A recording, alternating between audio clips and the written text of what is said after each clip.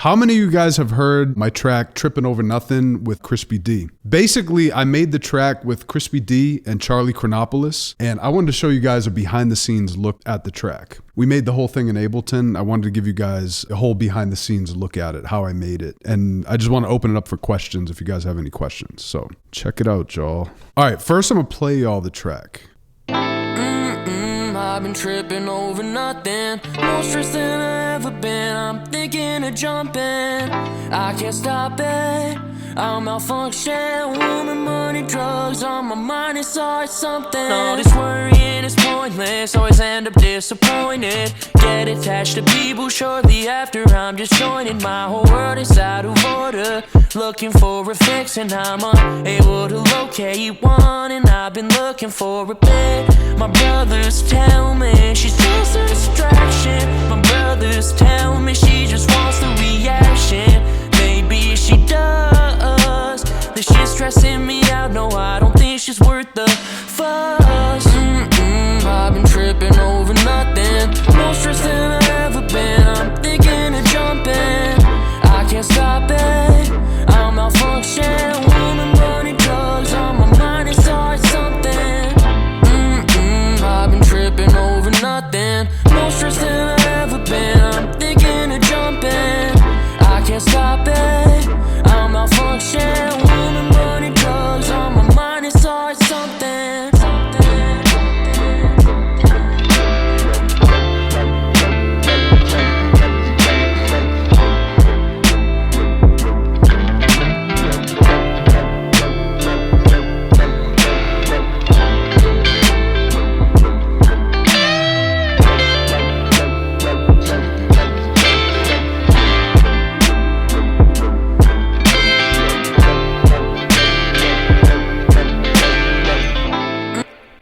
Yeah, so that's Trippin' Over Nothing. That's out right now on all platforms. And it's been popping. Like, it's only been out for a week. It already has over 130,000 streams. So it's doing well. Thank you guys for getting into it, streaming it. The feedback's been incredible. And we have a little music video type thing on YouTube too. It's out everywhere. I want to give you guys a behind the scenes look at how I produced the track and how we all came together and made it what it is. I remember we started this track back in early 2022 when I first moved into my spot. And I remember Crispy came over one day and he came up with a quick chorus. And I think it was the Trippin' Over Nothing chorus. And I played some keys to match that. So what it originally was and what it became was something totally different. Actually, let me see if I can find the original version. It's like way different, way different. So this is the first idea. This was back April 2nd, 2022. I've been tripping over nothing, more stressed than I ever been. I'm thinking of jumping, I can't stop it. I'm malfunction, woman, money, drugs on my mind, it's always something. I've been tripping over nothing, more stressed than I ever been. I'm thinking of jumping, I can't stop it. I'm malfunction, woman, money, drugs on my. So you get the idea. That was a more grimy, more boom bap. The current one's boom bap too, but that was like a more grimy version. I've been Then it went to this. over nothing, more stressed than I ever been. I'm thinking of jumping, I can't stop it. I'm malfunction, woman, money, drugs on my mind, it's always something. I've been tripping over. It kind of evolved over time into what it is right now. I've been tripping over nothing, more stressed than I ever been. I'm thinking of jumping, I can't stop it. I'm malfunction, woman, money, drugs on my mind, it's always something. All this worrying is pointless. So one difference right off the bat is we recorded the demo on this Shure SM7B microphone. And it sounded good, but we had to upgrade it because, as some of you know, I got the C800G Sony mic, which is very expensive. It's $10,700. And surprisingly, we recorded it in this room. I was a little nervous that vocals wouldn't come out good in this room. And there was some reflections because this is a big open ceiling and there's no treatment. As some of you guys know, I'm building out my studio in the basement. I was a little anxious on how it was going to come out, but I actually instructed him to do the vocals a little bit lower than usual so it didn't bounce off the walls and get the reflections in the recording. So I had him dampen down the energy a little bit and get a little closer to the mic to account for the room. That's not something I would normally do. Normally I'd tell the vocalist to just go all in and give it their all, but in this case, I did it a little bit differently. We cut the vocals on a Sony C800G, and by the time we were ready to cut the vocals, the beat was pretty much done. So I'm gonna show you guys the different parts of the beat and how it was done. I started with the chords, but it became something totally different. So I'll play the chords first. The initial chords were played on the Prophet 10.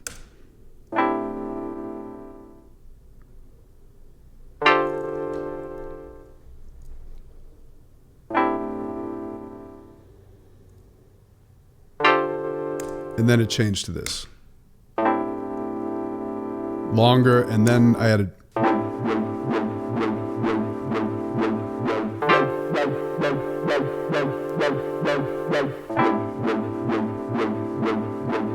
Still all Prophet 10. And then I played some contact guitars on it.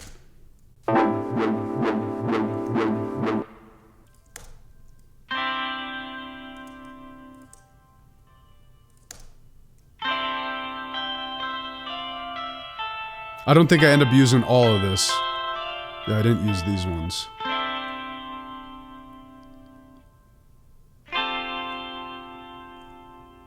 And then Charlie Chronopoulos came through and played some crazy guitar on this. So this is the part Charlie played.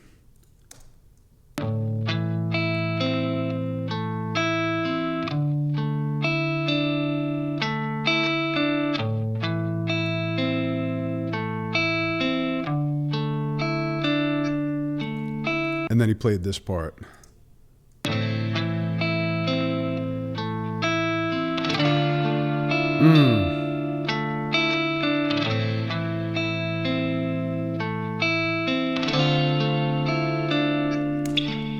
And then the crazy outro solo stuff.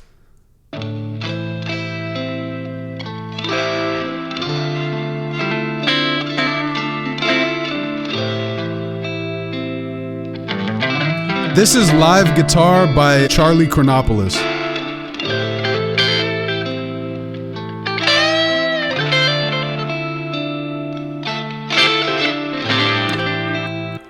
And then the intro guitar Charlie played.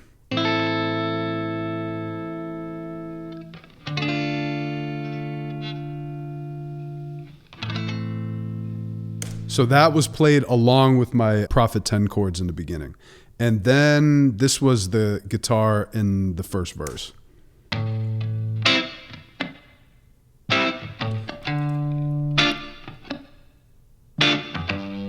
So Charlie played me a whole line and I did some chopping with that line just to make it match that section of the track. And so all together with me and Charlie's melody.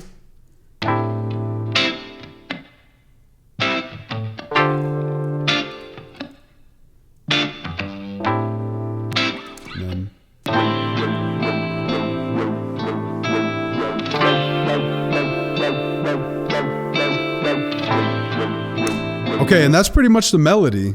And on the Prophet 10, it didn't sound like that originally. Some things I did to it was I cut a lot of the low end. I'll show you the before and after, what it sounded like. So this is the original signal. Sounds beautiful because the Prophet 10 just has an amazing tone, but it sounds very thick and full and narrow. So I wanted to make it thinner, a little more gritty, and wider. And so this is what it sounds like with all the effects. So you can hear the flutter on each side.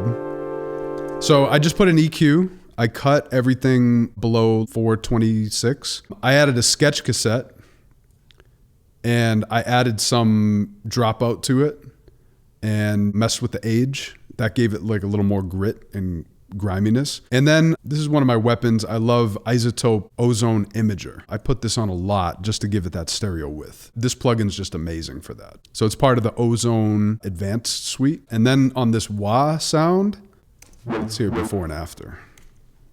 So this is with no effects, Prophet 10. So that's the original signal from the Prophet. And then mine.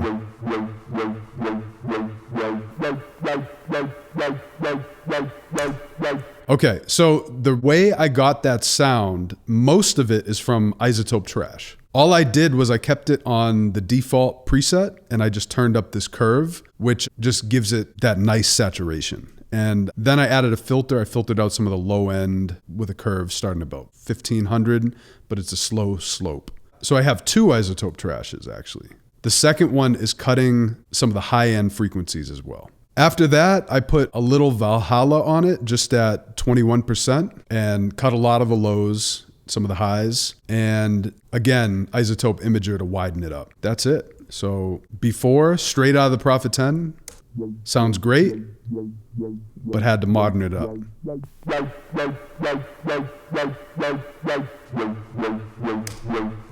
Basically, the whole idea for this was I wanted to just make it more in your face because the Prophet is good at real warm tones. Sometimes that's great. Other times you want it to be front and center. So that's what I was doing with that. For Charlie's guitar, I don't have everything on here because the guitar was actually done in 2 sessions. One session, Charlie came through and just was jamming over the track, and he tracked it into my UA Apollo back when I had the Apollo. A lot of you know I switched from Apollo to RME, but I still have the Arrow if I need to track with Apollo effects. I use the Fender Tweed plugin. So we tracked Charlie's guitar here with the Fender Tweed.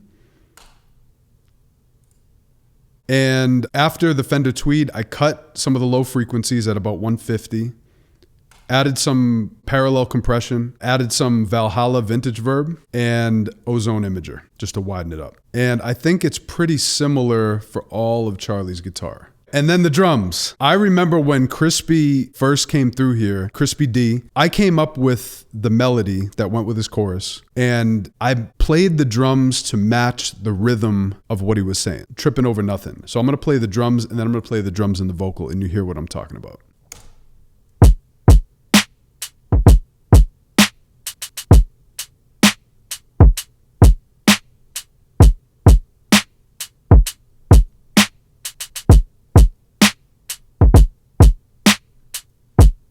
Simple, simple, simple. And the reason I did this was because I wanted to just have a simple beat. I didn't want to make it too complicated, too complex. I just wanted it to bounce with his vocals. So I'm going to show you what it sounds like with the vocals. I literally made these drums to match his vocals.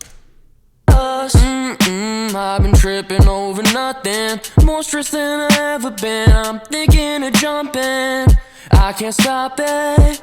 I'm malfunction, woman, money, drugs on my mind. It's hard something. I've been tripping over nothing. So I just wanted to keep the bounce intact and match the drums and his vocals. The drums are from Drums That Knock Volume 9, my drum kit, and I did some changes to them. I'll show you what I did. So on the kick, all I added was a FabFilter Pro Q3. And the reason I did this was because this is more of pop hip hop track. It has a lot of singing. So I didn't want it to be overly bassy and just blow your speakers out. So with this one, I cut all the low frequencies at about 37 Hertz. And I gave it a little bump around 44 Hertz. I'll show you with and without how the kick sounds. You might not be able to hear this if you're just listening on a laptop, but if you have headphones, you should be able to, or monitors. So this is before and after. It's just cutting some of the real lows and boosting it a little bit at 44 Hertz. And then the snare, I cut everything under 72 and I gave it a bump around 190, the fundamental frequency I wanted to accentuate of the snare is. So it just gives it more heart and more chest. And then I added an imager after it. So this is before and this is after. You can see it just hits a little harder and punches through a little more. All of this is really subtle, but it's just accenting it just right. Because I mix this whole record. So when I'm mixing it, I'm looking for that 1 to 2% on each sound or less. And all together, it makes a whole cohesive piece. So the hi-hats.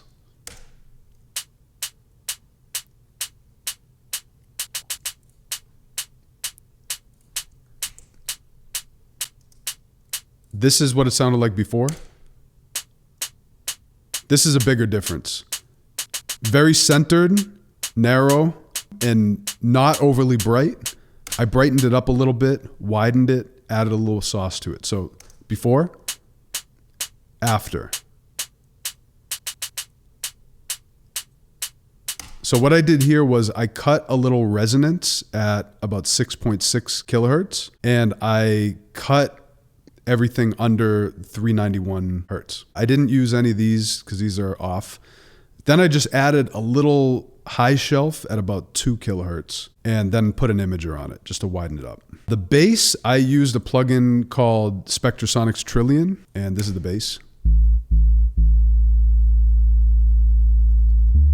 So for the bass, all I did was cut the highs. So this is the original preset. And this is what I did. I just wanted that subby sound to it. And on the group, I did some stuff. Oh, this is kind of interesting. So one cheat code that I discovered while I was making this track is this plugin by Waves called Bass Rider. Watch this.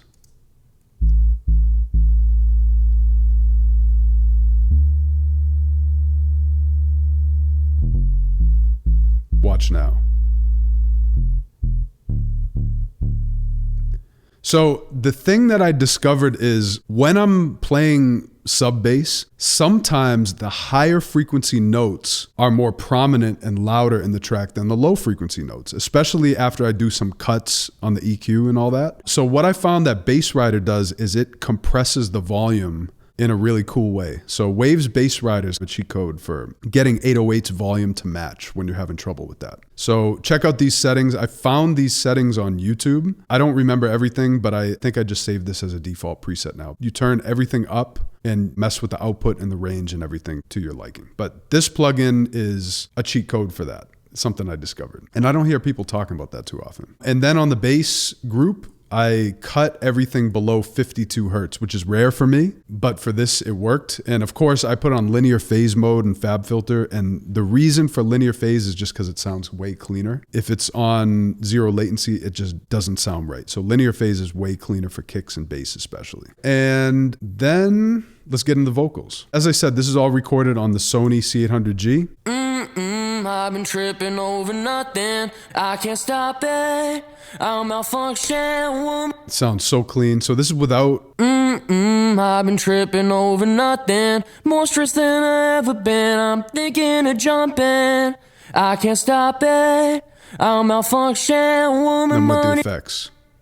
I've been tripping over nothing. More stressed than I ever been. I'm thinking of. A couple things. These vocals were melodined, so there was some stuff on it before I added these effects to it, but we tracked it through the Sony C800G in this room, and it went into a louder than liftoff Silver Bullet preamp, and then into the TubeTech CL1B compressor. And then that went into here, I melodined it, and then these are the effects I put on it. So glue compressor, it's in parallel, so I'm doing negative 14 decibels of gain reduction, added some makeup, and 48% on the dry wet. Actually, let me get rid of the plugins I'm not using on this, just so I could show you what it sounds like after each one. I'm gonna just go one by one and show y'all. Okay, so this is before. I've been tripping over and then nothing. with glue. More stressed than I ever been. I'm thinking of jumping. I can't stop it. So as you hear, the glue's just doing a little bit. I've been tripping over nothing. More stressed than I ever been. I'm thinking of. You can see the needle's not even hitting the 5. And then the second plugin in the chain is the de-esser. I've been tripping over nothing. More stressed than I ever been. I'm thinking of jumping. I can't stop it. I'll malfunction. Woman, money, drugs on my mind. It's all something. And another thing that I didn't explain is I go in and I fix the plosions and the S sounds manually. So I'll take these and turn down the little S's and the P's and everything. And so that happens before it goes into compression and before the de-esser. So the de-esser is just a little icing on the cake to just smooth it out a little bit more. Then I put Trident A range on it. I'll show you what I did. This is a soft tube plugin. So before it. I've been tripping over nothing. More stressed than I ever been. I'm thinking of jumping. I can't stop it. So all I did with this is I gave it about a little less than 3 decibels of highs just to brighten it up. And then I added the UAD LA2A.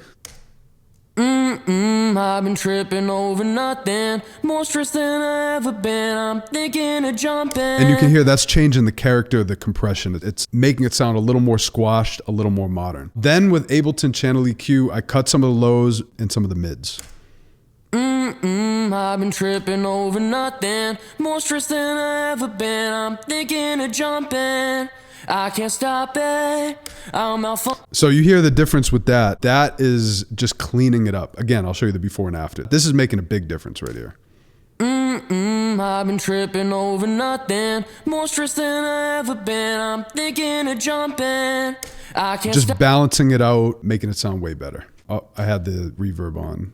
So I've been tripping over nothing. More stressed. I had the reverb on the whole time, so I'll show you all that. Then I had a Pro Q3, and that is I've been tripping over nothing. More stressed than I ever. Cutting more of the lows at about pretty drastic curve, and then at 200 hertz, I'm doing a dynamic EQ.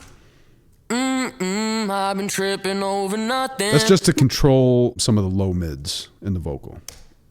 I've been tripping over nothing. More stressed than I So ever when been. you hear these vocals, you can definitely tell when you're listening like this that it was recorded in a terrible room. But with all the effects, it really masked that. So then the I've been reverb. tripping over nothing. More stressed than I ever been. I'm thinking of jumping.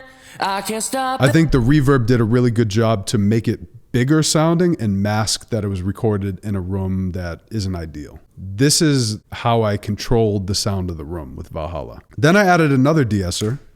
I've been tripping over nothing. More stressed than I ever been. I'm thinking of jumping.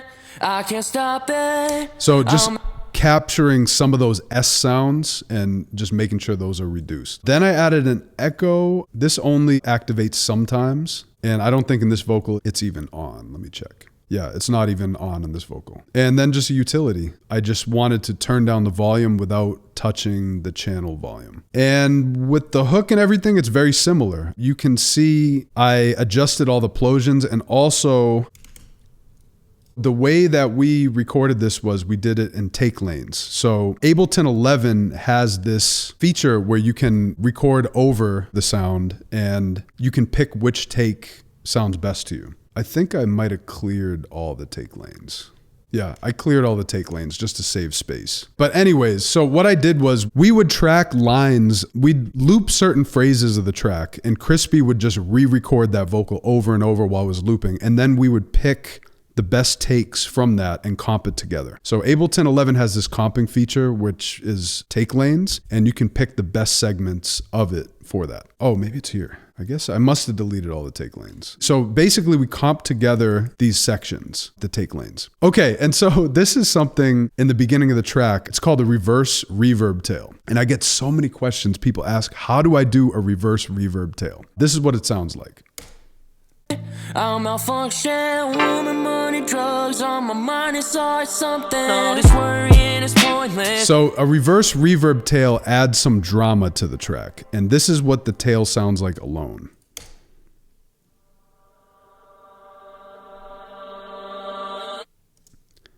So with the vocal.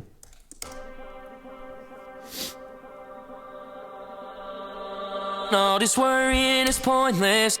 All I did to achieve that is take a little bit of the first word, that syllable, All this worrying.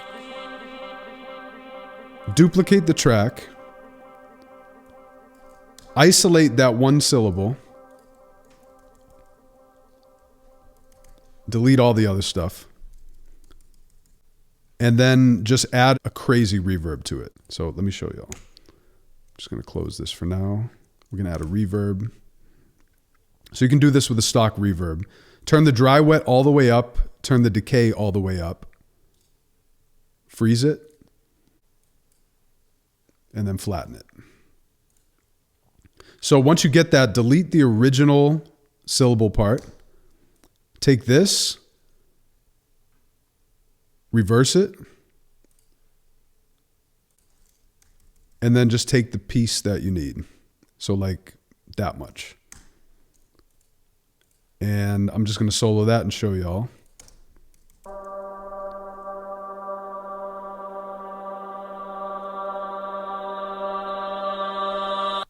Okay, and then we're gonna make it shorter, and we're gonna use the track fades on the clip and just fade it in.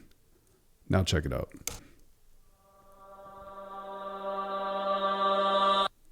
And then for placement, what you wanna do, go back here, paste it, and just line it up with where you want it to be. So right as the syllable is playing, I'm gonna mute the one we did, and you can fade that out a little bit to kind of blend it in. So let's hear it with the vocal.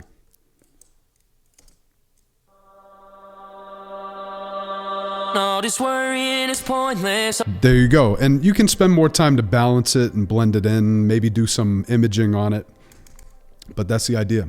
So I mixed this track and mastered it and everything. So I'll show y'all what I did. I did a bunch of different stuff on this. Worrying is pointless, always end up disappointed. Okay, this is before any mastering. This is what it sounded like. Worrying is pointless, always end up disappointed.